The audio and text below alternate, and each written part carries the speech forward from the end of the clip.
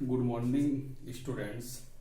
राजीव गुरुकुल में आप लोग का स्वागत है। आज हम लोग पढ़ेंगे स्टूडेंट ऑसिलेटर। तो सबसे पहले समझेंगे कि ऑसिलेटर किसको बोलते हैं, उसका डिफिनेशन क्या है, क्या बेसिक चीज़ है, किसी भी सर्किट का ऑसिलेशन करने के लिए क्या क्या कंडीशन होना चाहिए, सब चीज़ के बारे में पहले समझेंगे। ठीक है, तो सबसे पहले हेडिंग डालते हैं और आपका क्या है, ऑसिलेटर है। तो सबसे पहले स्टूडेंट समझेंगे कि ऑसिलेटर किसको बोलते हैं। तो सबसे पहले पहला पॉइंट क्या है कि ऑसिलेटर आर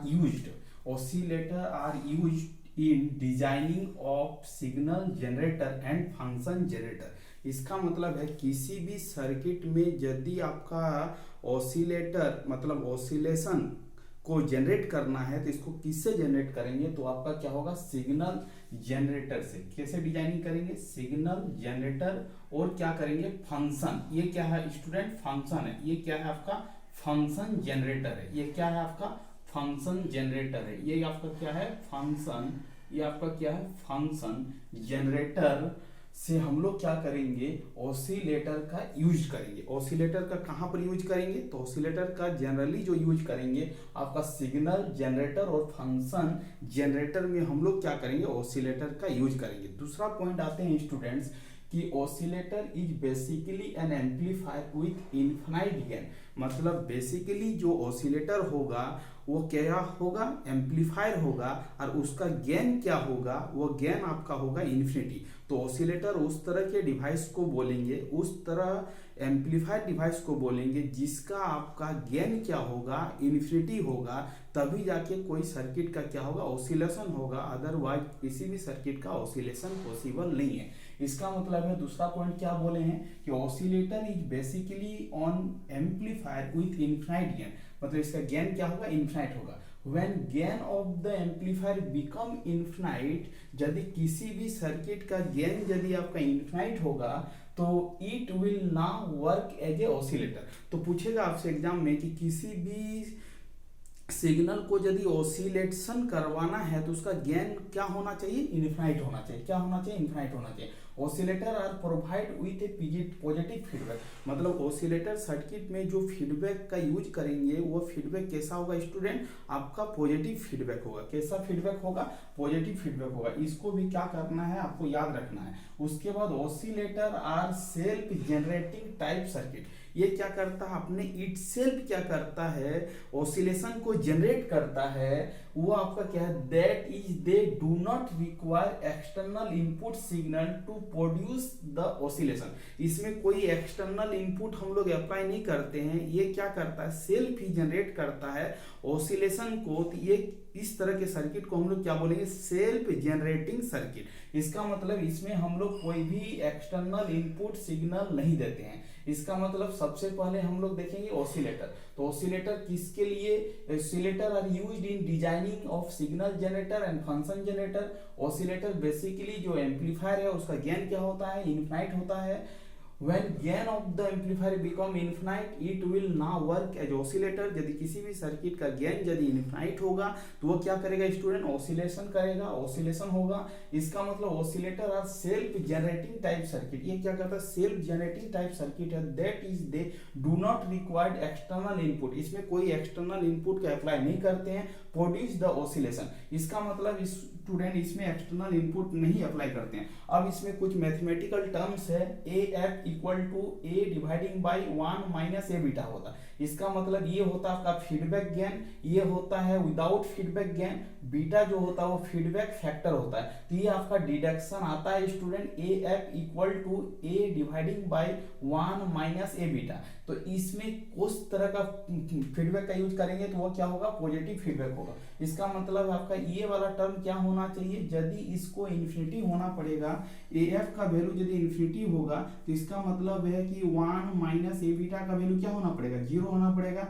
इसका मतलब जब इसको 0 करेंगे तो ए बीटा इक्वल टू क्या होगा, 1 होगा। इसका मतलब इसका बोलेंगे लूप गेन। इसका मतलब किसी भी सर्किट का ऑसिलेशन होने के लिए लूप गेन क्या होना चाहिए, ए बीटा का वैल्यू क्या होना चाहिए, 1 होना चाहिए। और एंगल कितना होना चाहिए, 0 डिग्री और 360 डिग्री होना चाहिए। ये दोनों कंडीशन को सेटिस्फाइड करेगा तभी जाके कोई सर्किट क्या हो सकता है, है ऑसिलेशन हो सकता है, अदरवाइज वो ऑसिलेशन नहीं हो सकता है। इसका मतलब सबसे पहले नेसेसरी कंडीशन है, आपका एग्जाम में पूछेगा कि ऑसिलेशन करने के लिए दो कंडीशन आप बताइए, तो आपको बोलना है कि ए बीटा का वैल्यू क्या होना चाहिए, 1 होना चाहिए, और एंगल कितना डिग्री होना चाहिए, 0 और 360 डिग्री होना चाहिए।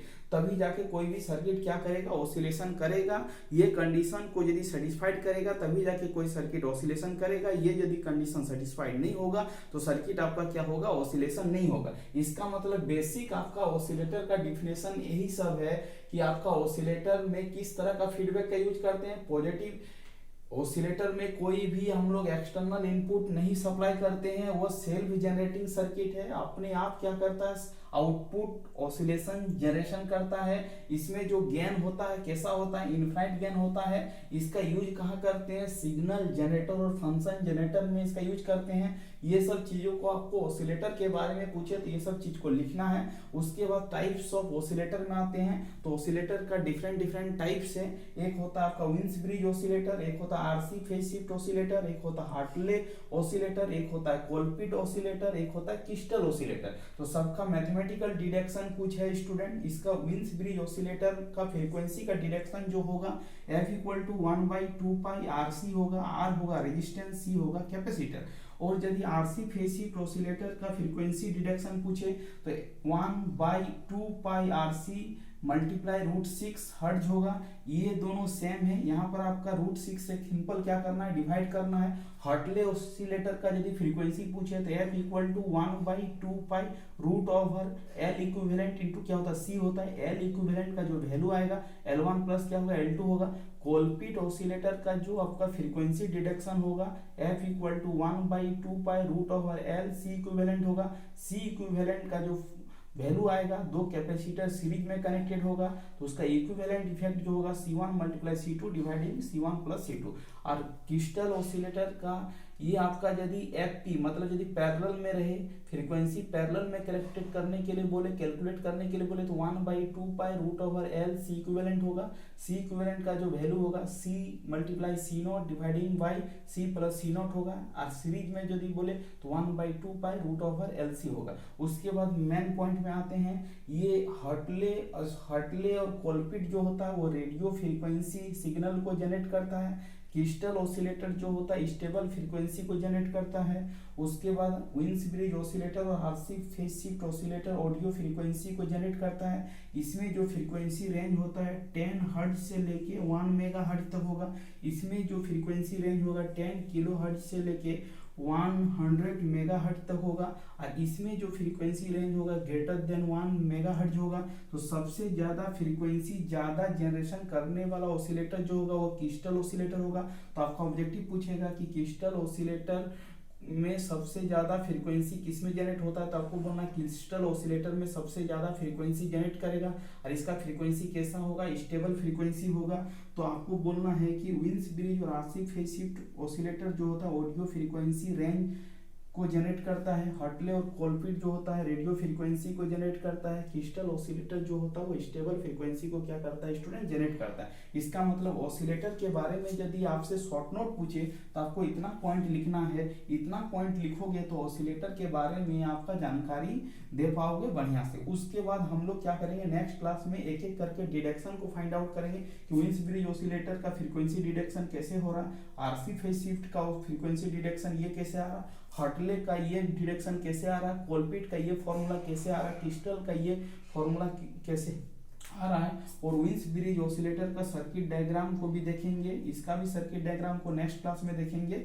और ये सब सर्किट डायग्राम को हम लोग नेक्स्ट क्लास में डिस्कशन करेंगे। तो आज हम लोग का ऑसिलेटर का पार्ट 1 था, ये इंट्रोडक्शन लेक्चर था। तो इतना आपको जानना जरूरी है। नेक्स्ट जो वीडियो आएगा वो आपका विंस ब्रिज ऑसिलेटर का आएगा।